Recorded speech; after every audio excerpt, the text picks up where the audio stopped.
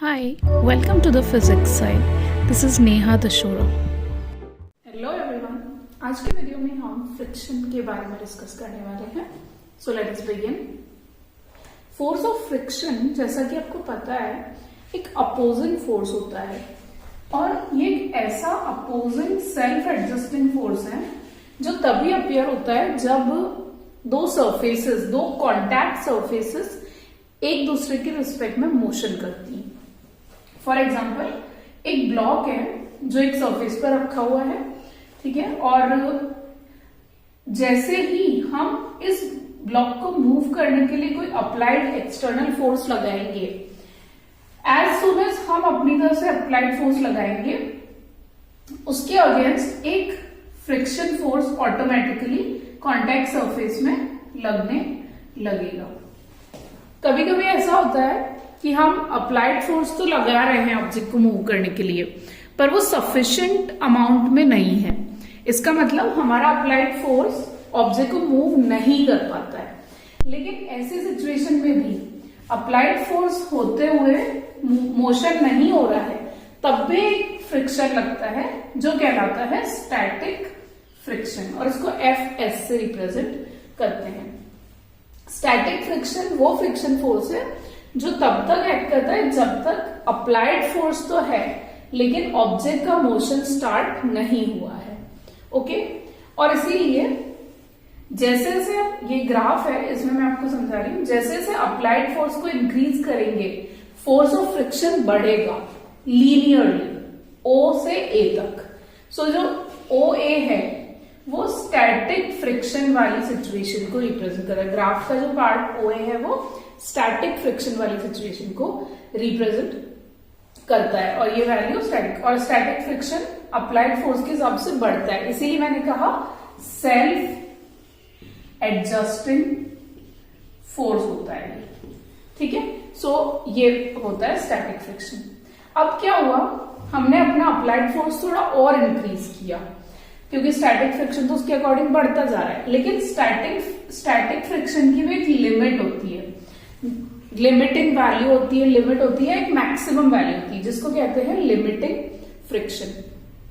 ये maximum possible value of static friction है, ठीक है, या maximum possible value of force of friction है. तो लिमिटिंग फ्रिक्शन क्या होता है, हमने अपना अप्लाइड फोर्स इंक्रीज करा, हम इंक्रीज करते जा रहे हैं, एक लिमिट ऐसी आएगी कि हम इस फ्रिक्शन फोर्स को ओवरकम कर लेंगे और वो ऑब्जेक्ट मूव करने लग जाएगा. तो वही जो maximum possible value of friction है वो कहलाता है लिमिटिंग फ्रिक्शन, Fl, जो यहां पॉइंट A से रिप्रेजेंट किया हुआ है ग्राफ में. वो पीक वैल्यू है, ठीक है. इसके बाद आपका ऑब्जेक्ट अब मूव करने लग गया है अप्लाइड फोर्स की डायरेक्शन में, लेकिन लिमिटिंग फ्रिक्शन को हमने ओवरकम कर दिया और ऑब्जेक्ट अब मूव कर रहा है.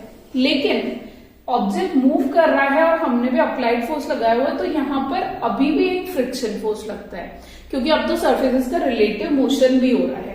तो इस स्थिति में जो फ्रिक्शन लगता है जब ऑब्जेक्ट मूव कर रहा है एक सरफेस के ऊपर, वो कहलाता है काइनेटिक फ्रिक्शन. तो आप देख सकते हो, अब हम अप्लाइड फोर्स बढ़ा भी रहे हैं तो फ्रिक्शन कांस्टेंट हो गया ऑलमोस्ट, और ये वैल्यू फ्रिक्शन की कहलाती है kinetic friction. Kinetic means moving, so moving object पर लगने वाला फ्रिक्शन फोर्स काइनेटिक फ्रिक्शन कहलाता है. स्टैटिक और स्टेशनरी ऑब्जेक्ट पे लगने वाला फ्रिक्शन फोर्स स्टैटिक फ्रिक्शन कहलाता है, राइट. अब इस फ्रिक्शन को कैलकुलेट कैसे करते हैं, तो ये जो लिमिटिंग फ्रिक्शन होता है, limiting friction is the maximum possible value static friction, उसको अगर हमने ओवरकम कर लिया तो ऑब्जेक्ट मूव करने लगेगा. तो इट हैज बीन फाउंड, जैसे कि आपको पता है, ऑब्जेक्ट अगर रखा हुआ है एक सरफेस पे तो उसका वेट लग रहा है वर्टिकली डाउनवर्ड और एक नॉर्मल रिएक्शन लग रहा है वेट के अपोजिट या कॉन्टैक्ट सरफेस के परपेंडिकुलर अपवर्ड्स. तो इट हैज बीन फाउंड कि जो लिमिटिंग फ्रिक्शन है वो नॉर्मल रिएक्शन के डायरेक्टली प्रोपोर्शनल होता है, ठीक है. सो नॉर्मल रिएक्शन, और जब हम प्रोपोर्शनलिटी साइन हटाते हैं तो एक कांस्टेंट ऑफ प्रोपोर्शनलिटी लगता है μs. ये μs कहलाता है कोफिशिएंट ऑफ स्टैटिक फ्रिक्शन, ठीक है। और एक coefficient of static friction contact surface के नेचर पे डिपेंड करता है। अगर कॉन्टैक्ट सरफेस रफ होंगी तो इसकी वैल्यू ज्यादा होगी और इसलिए फ्रिक्शन फोर्स ज्यादा होगा। कॉन्टैक्ट सरफेस स्मूथ होगी तो μs की वैल्यू कम होगी और फ्रिक्शन फोर्स की वैल्यू भी कम हो जाएगी। सो एक coefficient of static friction nature of contact surface पर डिपेंड करता है। सो ये है आपका लिमिटिंग फ्रिक्शन का फॉर्मूला। फिर हम काइनेटिक फ्रिक्शन की बात करें तो काइनेटिक फ्रिक्शन भी नॉर्मल रिएक्शन के डायरेक्टली प्रोपोर्शनल है। अब आप देखो नॉर्मल रिएक्शन के प्रोपोर्शनल होने का लॉजिक भी बहुत सिंपल है।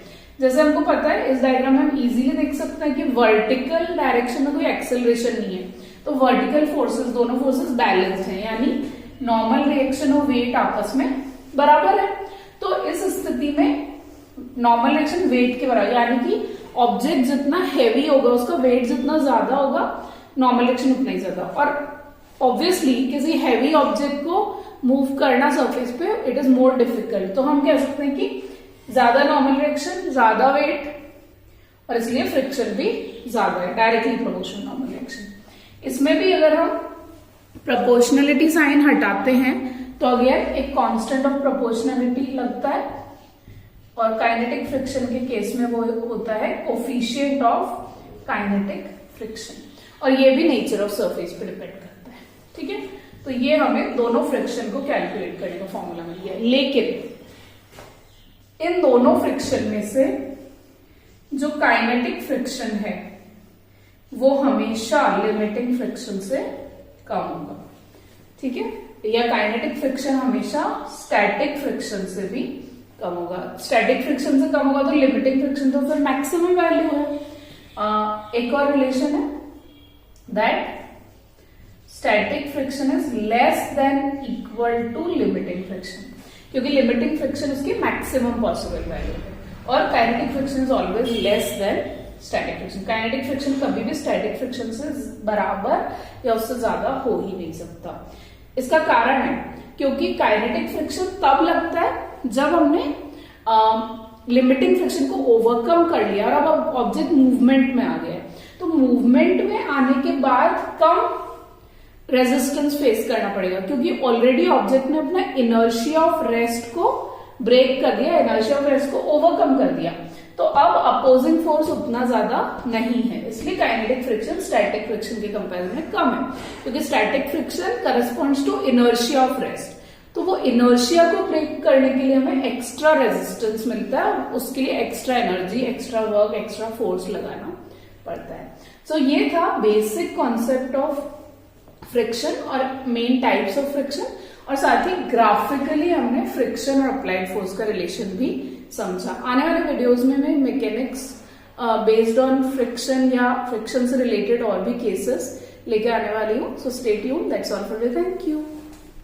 Thank you for watching. Please don't forget to subscribe.